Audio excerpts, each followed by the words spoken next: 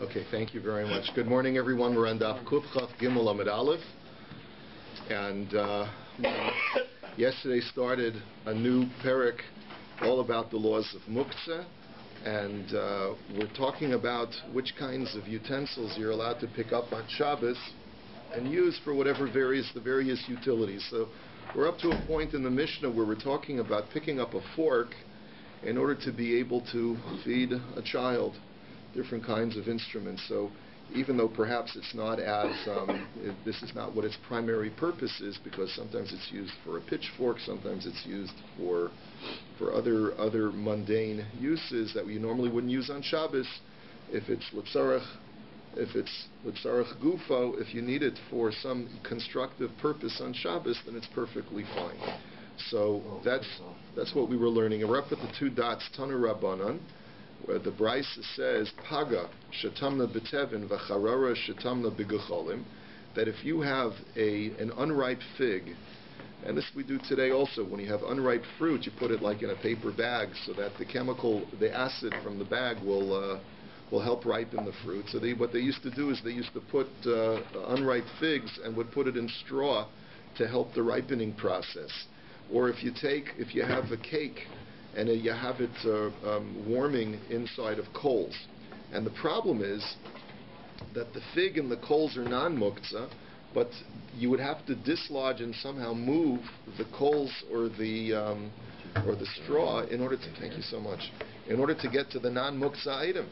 So the question is, what are you supposed to do? So the Tanakama says, if a portion of the fig or the cake is exposed, so you can grab it directly without having to handle the coals or the straw, so then it's okay. But if not, it's usher to in any way move the coals or the straw in order to get to the object. Rabbi Eliezer ben Tadai Omer, Tochvin bekusho bekarkar vehin menaros me'aleihem. And Rabbi Eliezer says, no. He says it's permitted for you, let's say, to take a fork instrument where you can stab the fig or the cake and pull it out of the straw so that you'll be displacing the straw and dislodging the straw, dislodging the coals. That's okay since you're not handling it directly.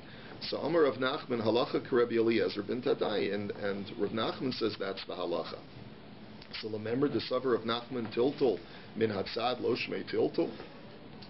Are you suggesting, says the Gemara, that according to Rav Nachman, that as long as you don't move something or handle something directly, which is called tiltul min hatzad, indirect handling of muktzah is permitted? The ha'amar of Nachman haipugla milamala lamata shari mata lamala asir. But Rav Nachman was quoted as saying a law about a turnip. Now, a turnip, as you probably know, if you've ever had a turnip before, is wide on top. It's like a triangle or a top. It's wide on top and it's narrow on bottom.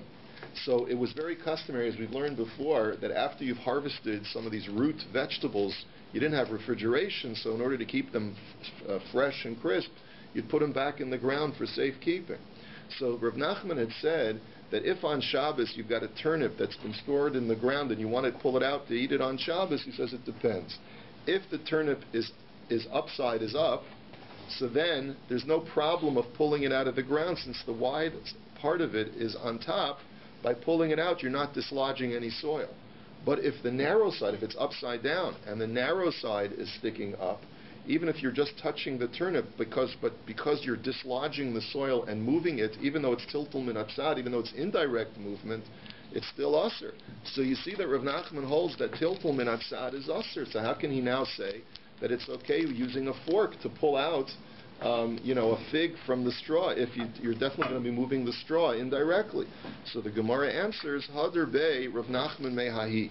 You have to say that Rav Nachman retracted that position about the turnip, and he would hold that it's always okay to move a turnip, even if you're going to be indirectly dislodging soil. Okay, let's go further. Machat shel yad litel bois hakots. We had said in the Mishnah that it's okay to take a needle to pull out a splinter on Shabbos. We pass in this way. You're allowed to remove a splinter on Shabbos as long as it's not a psik reisha that there's going to be bleeding. Now, Sholach le Rava berei de Rabbi le Rav Yoseph yilamdenu Rabbeinu machat shenitel charara o uktzah mahu. So please teach us, our master, what is going to be the halacha if you have a needle where it's broken, the eye of the needle snapped off or the tip of the needle snapped off, can you still use that to remove a splinter on Shabbos? Or is it muktzah or not? What is the status of it? So Amar lei tinisuah machat shel yad lito boes hakotz v'chimach b'slei lakotz bein nekuva lebein shein nekuva. So Rav Yoseph said back to him, well, what does the Mishnah say? The Mishnah says you're allowed to use a needle to pull out a splinter, and l'chora it makes no difference for the purposes of removing a splinter whether the needle has an eye in it or not. So therefore, logic would dictate that a needle has a utility even without an eye, and therefore an eyeless needle is still non-muktzah, and you can use it on Shabbos. So Eisvei, so the Gemara challenges that with the Brisa. Machat shenitel charara o uktzah tahora. The Brisa says that if you have a needle where either its eye or its tip has been removed, then it's not makabel tumah anymore. It's not a utensil. It's not makabel tumah. So the Gemara's havamina is that if it's not a kli vis-a-vis tumah, then it's not a kli vis-a-vis muktzah. It should be muktzah. So Amar Rabbi tumah ashabis karamis tumas kli maaseh bo'inon le'inyan Shabbos midi dechazi bo'inon. So Abaya says no. Conceptually, there are two different criteria. The criteria for something to be not makabel tumah is that it's not a kli anymore. But the criterion for something to be muktzah is that it has no function, it has no utility. This has a utility. It can be used to remove splinters, and therefore it's not muktzah. V'hanami chazil l'mishkal avakos. In the sense this can be used to remove a splinter, it's non-muktzah. Amar Rava, man de kamosiv shaper kamosiv. So Rava says it's not so simple as you're saying, Abaya. The person who's challenging it really is asking a good question, because midalinyan tuma lav manahu le'inyan Shabbos nami lav manahu. Because I maintain that if something is no longer called a kli for the purposes of tumah, then something is no longer called a kli for the purposes of muktzah, and therefore you taka can't move it. Even though you could find a use for it, it doesn't mean that it's non-muktzah. If it's not a kli, it's not a kli for the laws of Shabbos, just like for the laws of tumah. So meisvei, so let's challenge that. Look at this brisa. Machat bein nekuva bein she'ena nekuva mutal l'taltala b'shamis. That if you have a needle, then it doesn't make a difference whether it has an eye or whether it doesn't have an eye. You're allowed to move it on Shabbos. And the only discussion of whether or not there's an eye in the needle is regarding tumah. So you clearly see in this brisa that a distinction is made between Shabbos and tumah. So how can you Rava say that the laws are exactly the same? So the Gemara answers, Tirgama Abaya, Aliba de Rava, Bigul me askinan, because him the mimlach alayhu umashvilahu mana. Aval heicha the nitel charara uksa adam zarka levein gerutas. So the Gemara says as follows: Abaya was being such a nice rabbi, even though he argues with Rava, he says, I know there's a challenge against Rava, but I'll answer it according to his shita. Rava, you hold that there's always an equation between Shabbos and Tumah vis-a-vis if something gets broken and it's no longer a kli for Tumah, it's no longer a kli for Muktzah. So how are you going to reconcile this brisa, which seems to indicate not that way? That brisa is not talking about a broken needle. That brisa is talking about an unfinished needle. In the process of manufacturing needles, you first make your needle and it's without a hole, and then you take some kind of awl and some kind of piercing instrument, and you pierce a hole at the tip of the needle. That's what you do.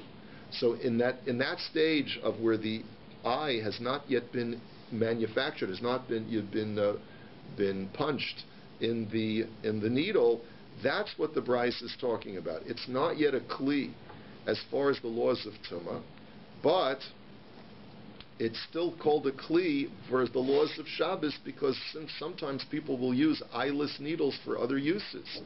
So that is a kli. However, when something was previously an eyed needle and it breaks, that's something that no one has a use for anymore. They're going to throw it among their junk metal. And once people dispose it and throw it among their junk metal to be melted down for something else, so then it's considered to be totally muktzah, says Rabbi.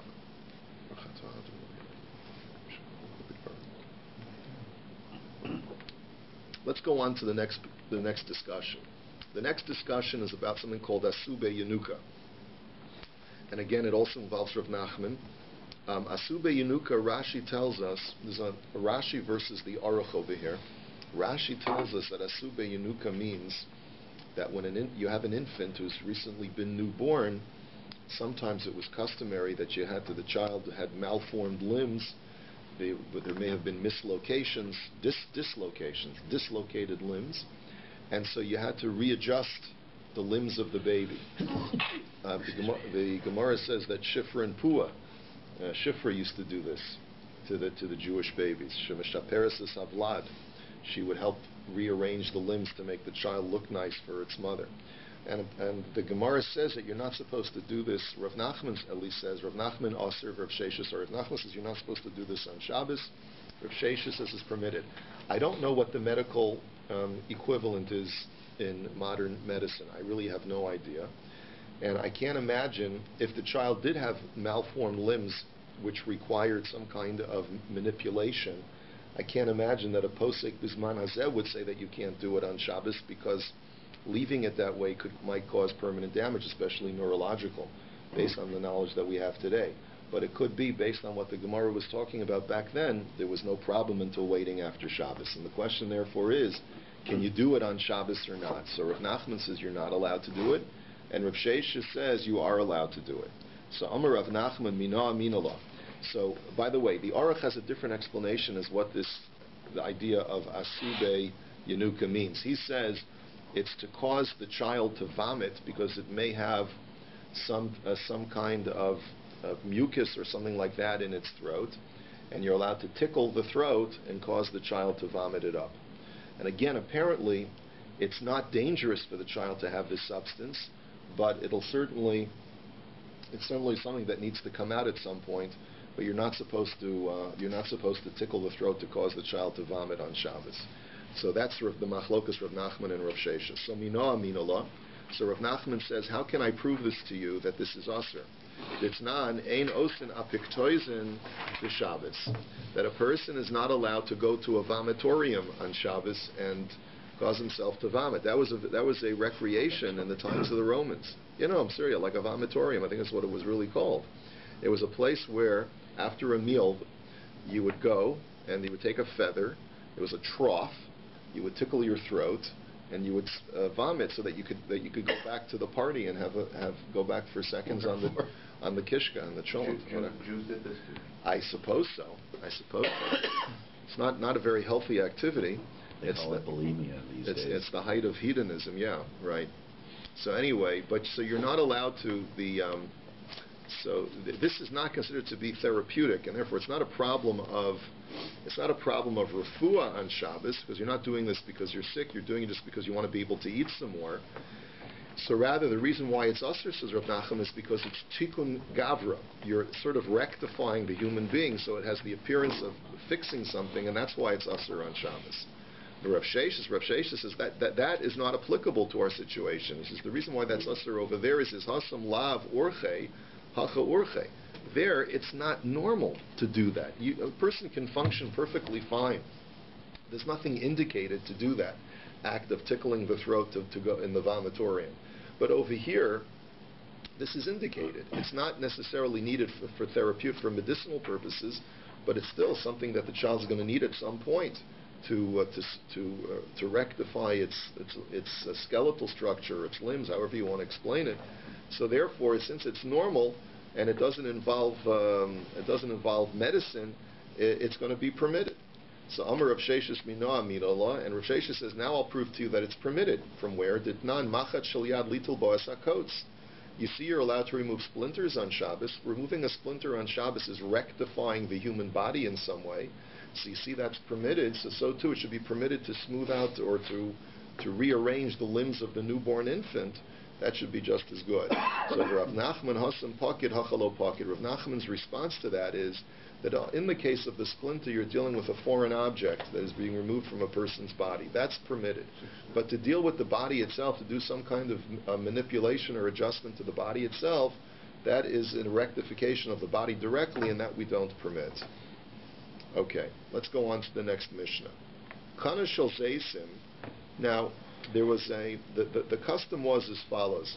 After you harvested your olives, you put them in a big vat, and they needed to settle there for a while continue in the ripening process, and they would begin to form cracks in the olives. And you would be able to tell that the olives were beginning to form cracks because you would see a little bit of oil starting to ooze from the olives, and then you would know that it's ready for the press. It's ready to apply the press upon them. And that was the process of pressing olives. Now, you would have a stick known as a kana shel zaysim. It was an olive stick. And you would use that to turn over the olives and to sort of check them and to make sure that they were all getting exposed to whatever they needed to in order to ripen properly. Im yesh kesher b'rosh makabel tuma v'im lavein makabel tuma. So then it depends. If there's a hollow knob at the end of the stick, so then the stick is makabel tuma. But if there's no hollow knob at the end of the stick, then the stick is not makabel tuma. So one thing we have to bear in mind is that when it comes to wooden utensils, the laws of tuma are different. Even if something is a bona fide utensil, if it's made out of wood, it has to be concave in order to be makabel tuma. If it's not concave, if it doesn't have a receptacle in it, then even though it's a perfectly good utensil, it could be a knife, it could be a wooden knife or a wooden fork, but it doesn't have a receptacle, it's not makabel tuma. So therefore, it depends. If this thing has a hollow knob at the end, so it's going to, well, the Gemara will explain why that's considered a receptacle, and therefore it's makabel tuma. But if not, then it's not makabel tuma. And vein kach uvein kach nital b'Shabbos. And and regardless of whether it has a knob or not, it's going to be considered to be an instrument. It's non-muktzah, and therefore you're allowed to move it on Shabbos. It's like a spoon. They hold a knob. Would a spoon count? A spoon is a receptacle. A spoon is concave, and therefore it's makabel tuma. That's why I used the example of a knife or a fork, and I didn't say a spoon. Yeah. So now, you got to think about. It's called being medayik in the lashon. You got to. What did Korobkin mean when he said a spoon and he said a knife and a fork, and he didn't say spoon? That's it. Okay. So now the Gemara says, "Amai pshute klietzu." So the Gemara's question is, why would a stick with a hollow knob at the end be considered a receptacle? Isn't it still something that is a non-receptacle instrument? Because of pshute klietzu mekablim tuma, my time of dimnitzak. Anything that is not meant to be a receptacle instrument, even though it may have a hollow knob at the end, but it's not meant to act as a receptacle, and therefore it shouldn't be makabel tuma. And we learn that from we learn that from sak. The Torah says that a sack is makabel tuma, and wood is related to sack scripturally. So just like a sack is a receptacle, only then is it makabel tuma. But if a piece of sackcloth that's not as a bag is not makabel tuma, so too a piece of wood that's an instrument, that's a utensil, but it's not used as a receptacle, it's not makabel tuma. So the Gemara's question is, just because this has a hollow knob at the tip, but it's not meant to contain anything, so why should that be a reason for it to be makabel tuma? So the Gemara answers, Tana mishmei de Rabbi Nechemya b'shosh shemahamich b'zeisim hov chavero abo. I'll tell you why, says the Gemara, because the Brisa says that there was a use for the hollow knob at the end. What would happen is that you would take the stick and you would be moving around the olives, and then you'd pull out the stick and look at the end of the stick. If a little bit of oil had entered into that hollow knob, then that would be a sign that the olives were ready for pressing.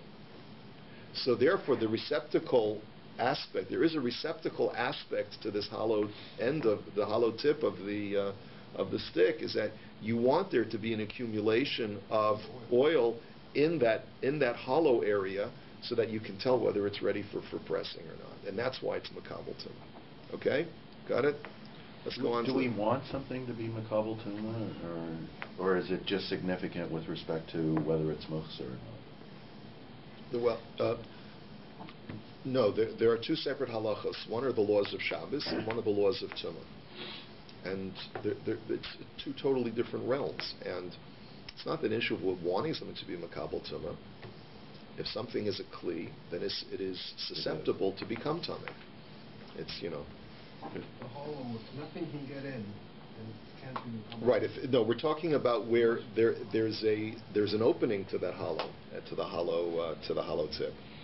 Yeah. In other words, dangerous. Right. Rabbi Yossi Omer, Kol HaKelim Nitolim Chutz min hameser hagadol v'yosei shel macharesha.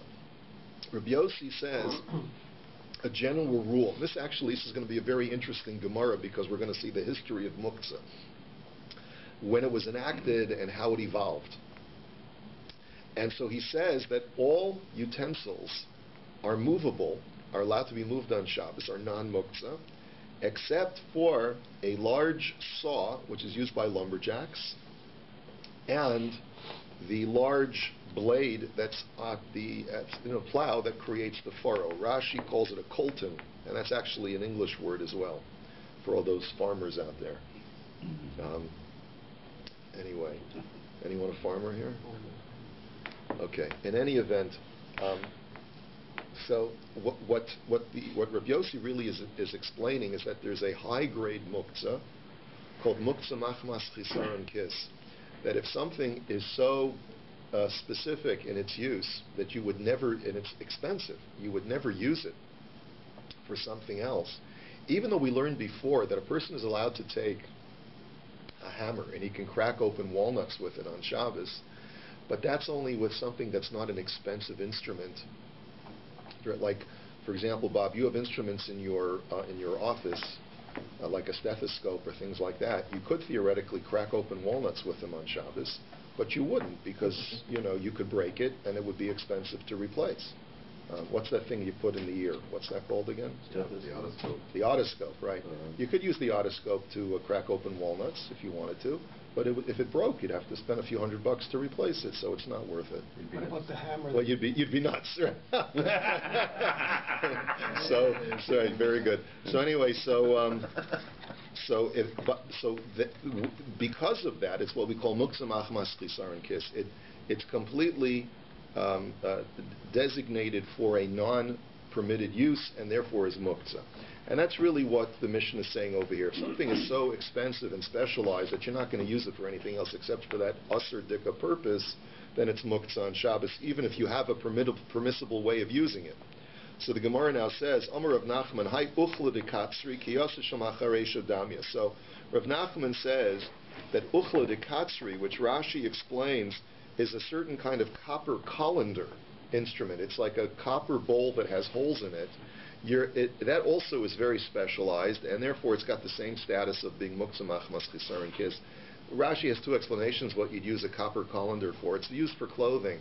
One way of using it is to place it over clothing and then sprinkle water over it, so that if you just wanted to get like a mist or like a little spritz of water without getting your clothes drenched, that would be the way to do it. And the other explanation that Rashi gives is that, no, you'd put it underneath your clothes, and underneath the colander you'd burn incense.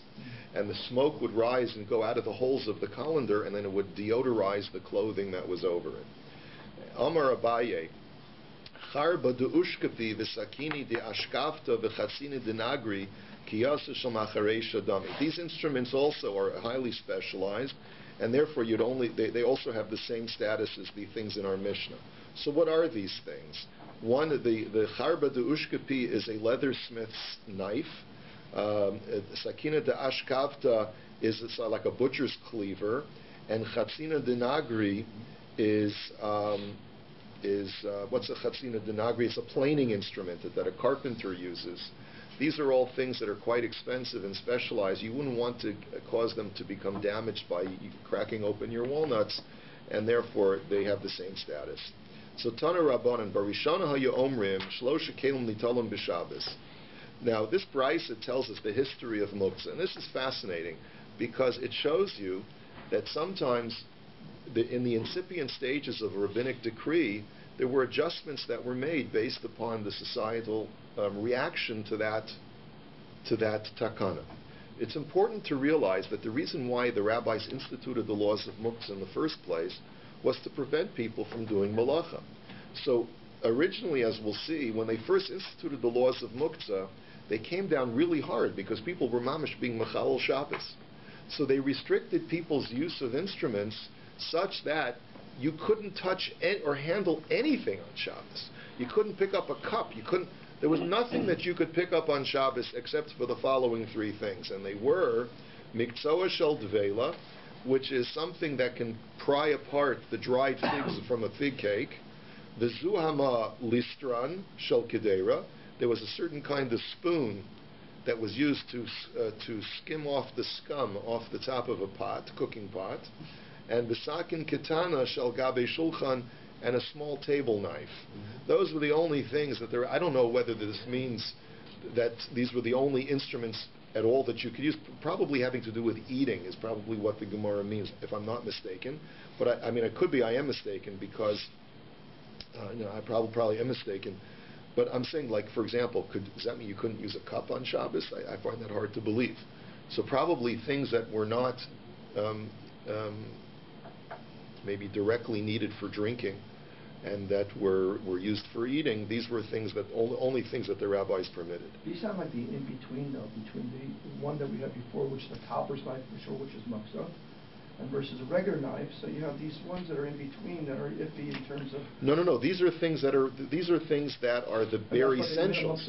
These are the things that the bare essentials that the rabbi said only these three things you're allowed to handle on Shabbos, nothing else you can handle. Rabbi, yeah. I'm just reading here. It says the prohibition never applied to eating implements such as cups, bowls, plates, etc.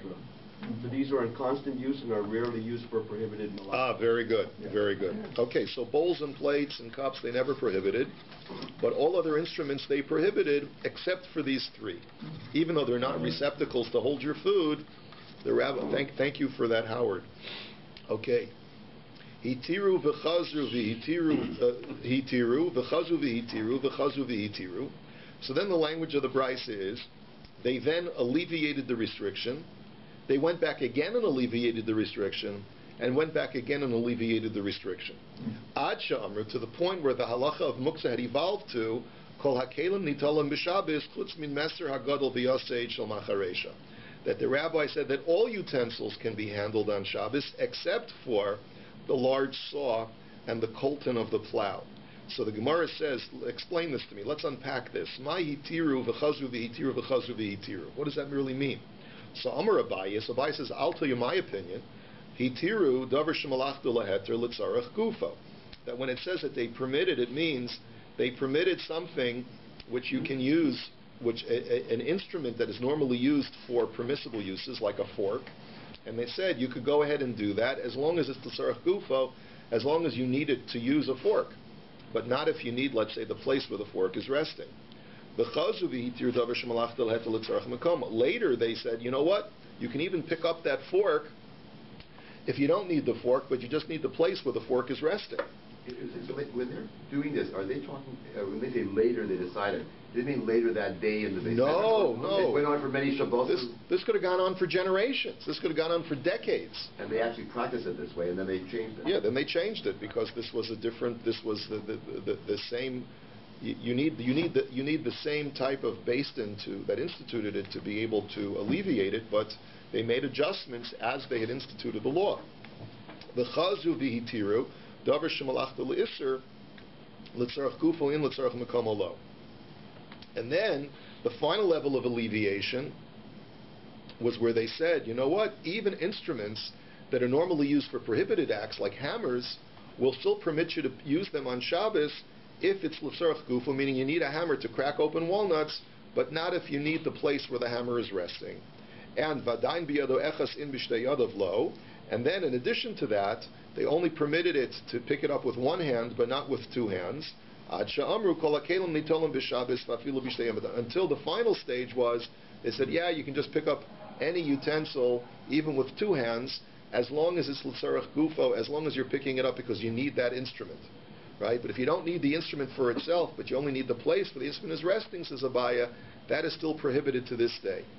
Comes along Rava and says, I disagree. Amalei Rava, mechti hitiru kitani malu l'tzarach gufa malu l'tzarach makomo. Rava says, I believe the language proves you wrong, Abaya, because the language is hitiru. Hitiru means they completely permitted the use of an instrument, and there's no distinction whether it's l'tzarach gufa or l'tzarach makomo. As long as you have a use or a reason for picking that thing up, a need to pick that thing up, then it sounds like the word hitiru means they said go right ahead. So therefore, you shouldn't be distinguishing between l'tzarach gufo and l'tzarach makomo in the brisa. Therefore, Ela Amar Rava, hitiru davar shemalachtu laheter bein l'tzarach gufo bein l'tzarach makomo. Rather, says Rava, I maintain that the first alleviation refers to the fact that they said all utensils, like forks, and everything like spatulas, ladles, things like that, all those things you're allowed to use, since their designation is for a permissible use, and you can pick them up whether it's l'tzarech gufa or l'tzarech makama, whether you need the fork itself or whether you need the place where the fork is resting. Then the next stage of alleviation is that they said, even if you don't need that fork, but you want to pick it up, why? Because you're worried if you leave the fork in the sun, it may get damaged. In other words, I don't need it right now, but I'm concerned that if I leave it where it is, it may get damaged, and after Shabbos, I won't be able to use it anymore. So then they said, okay, that's also okay. You can move it then too. And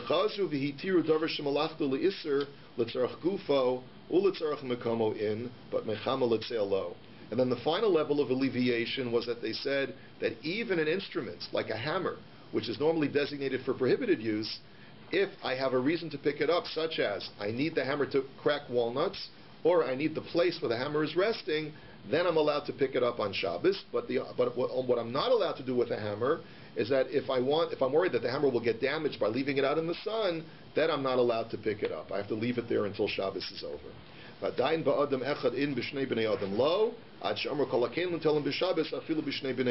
the final level of alleviation, in other words, as far as the last part of that brisa, which says ad shehitira, until they totally permit it, is that originally they only said that you can move objects that are light enough for one person to carry, and then they said even if an object is heavy such that it needs two people to handle it, as long as it's a kli, you're allowed to move that on Shabbos as well.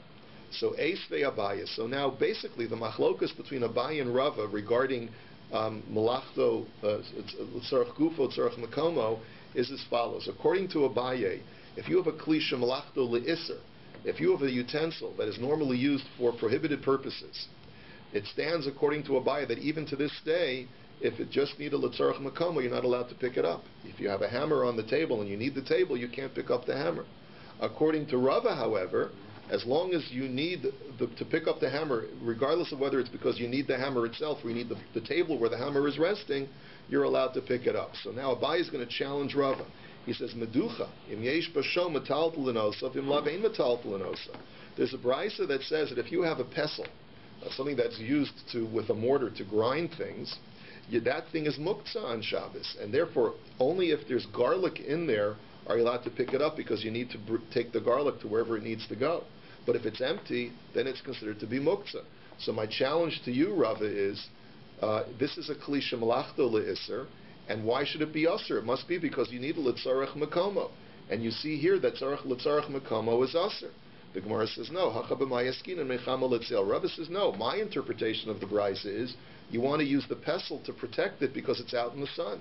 And that's why I agree that if you're moving it not because you need it but because you want to protect it, then you're not allowed to move it on Shabbos. So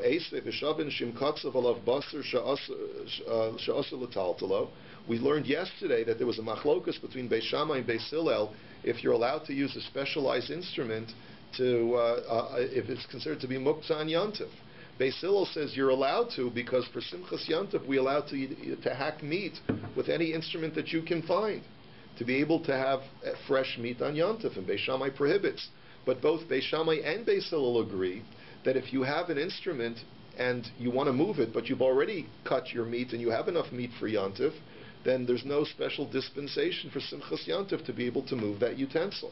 So the question is, according to you, Rava, all kleilim, even kli shemalachto le'isser, should be allowed to move, even l'tzarech makomo. So the Gemara answers the same answer. Hachanami mechama l'tzel. Rava says yes, but it's kli shemalachto le'isser, and you want to move it to protect the object itself, not because you have some utility for it or for its place, and therefore I agree that it's asur. Amar Rabbi Chanina. Rabbi Chanina says, let me go back to the case of the pestle and the garlic in the pestle. The truth of the matter is that that's not a challenge to Rava. Why? Because b'mei Nechemya ben Chachlia nishnesh mishnazu. Because that Mishnah with the pestle and the garlic was taught historically at an earlier time. And this is where we get into the fact that the Gemara is going to say that sometimes a Mishnah may not be according to halacha because it was taught at a time when the laws of muktzah were still evolving, and in their evolutionary process, they started off being very machmir, and then later, as time went by, the laws of muktzah were alleviated. So therefore, you have to know historically when the Mishnah was taught in the period of the Second Temple to know whether or not we paskin like that Mishnah or not, or that brisa. And he's saying that particular case of the pesel, where it says that the pesel is muktzah, can't be moved at all, is talking about at a time when they were very, very stringent with the laws of muktzah before they made those alleviations. And that's why it's not a kasha on Rava.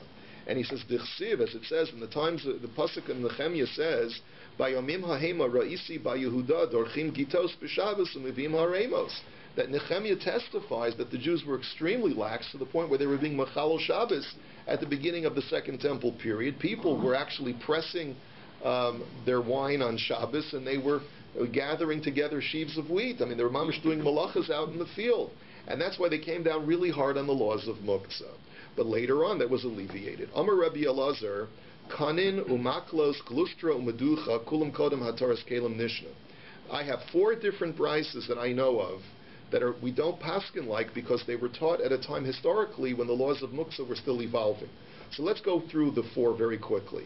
Kanin, what's the case of kanin, which are reeds? Ditnan lo sider hakanin velo netilas and doches hashabbos. The Mishnah says that when they used to arrange the showbread table, they would take off the old showbread on Shabbos and replace it with new loaves of showbread on Shabbos.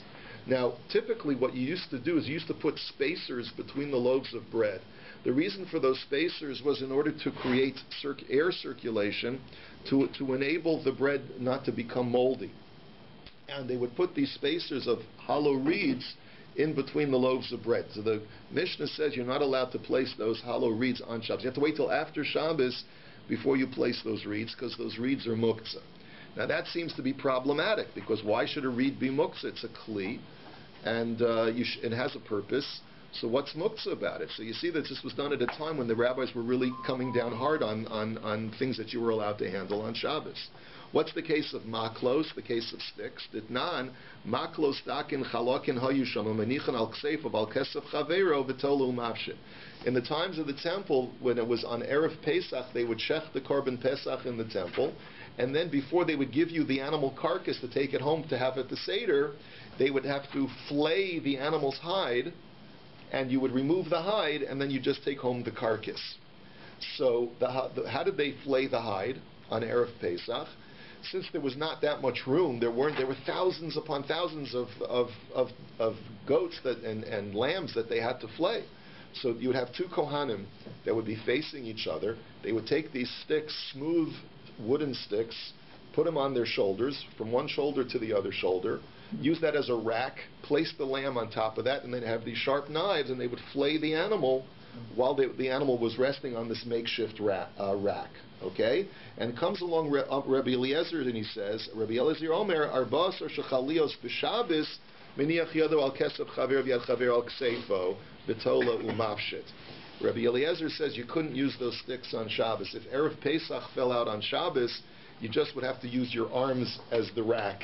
And you put your left arm on your fellow Kohen's shoulder, and he'd put his left arm on you. You'd have your right arm withholding the knife, and that's how you flayed the animal, because we didn't let you use the sticks. Why not? Because they're muktzah. But they have a purpose, they have a function.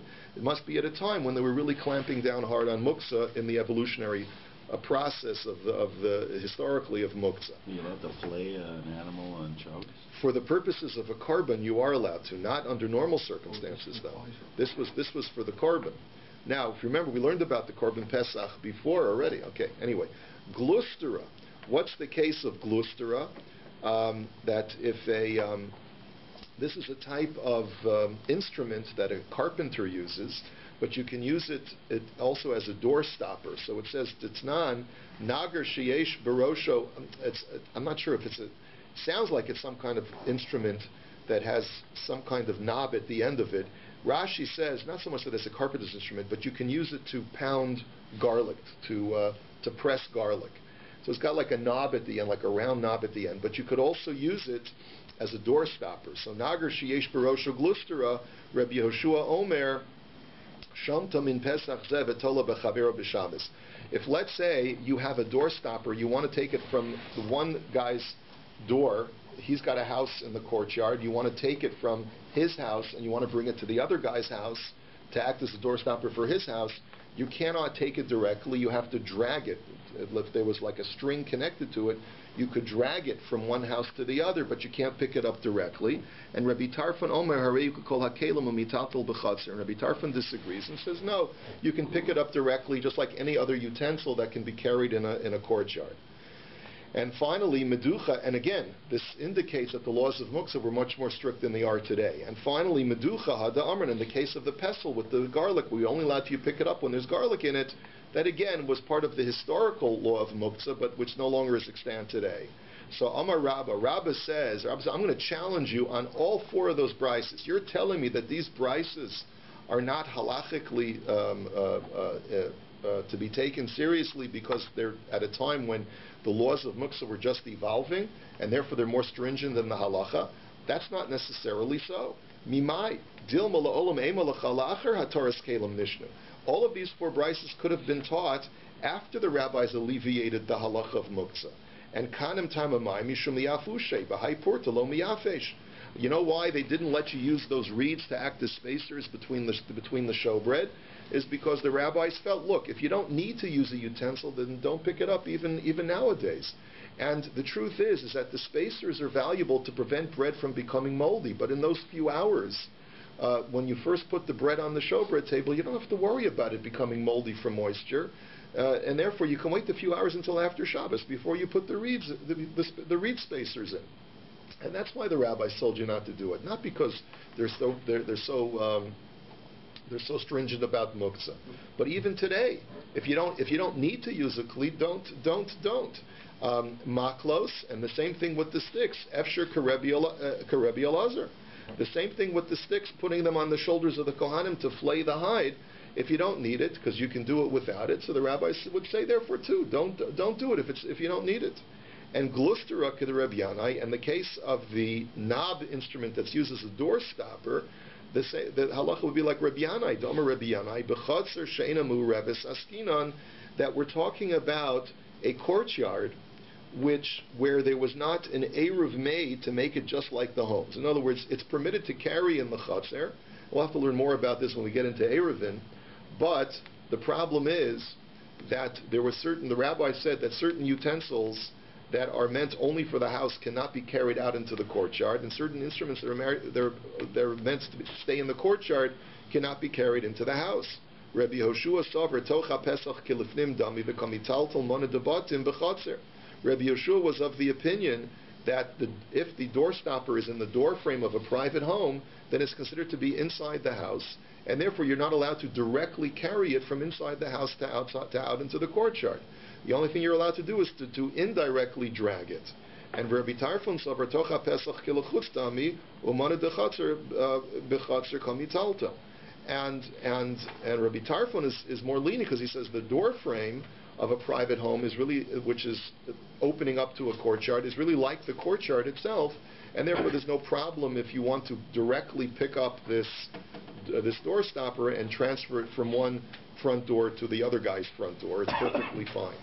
And so that's got nothing to do with the evolution of muktzah. And finally, meducha Rabbi Nechemya, the case of the pestle, that we explained, goes according to, the Gemara says, Rabbi Nechemya is a Tana who says that even when you have a perfectly permissible utensil that is normally designated for permitted use, you're not allowed to use it for anything other than its designated use. That's a Tana that's not like Rabbi Yehuda, not like Rabbi Shimon, and we'll learn more about. We've mentioned Rabbi Nechemya before, but the point is that you can't prove that this brisa is an anachronism to a bygone era. It could be even nowadays, but it was just authored by Rabbi Nechemya. And that's the reason why we're more machmir over there. The brisa is more machmir. In any event, the whole point is that you can't prove that these Mishnahs are from a bygone era. They could be modern as well and still be defended. Have a wonderful day.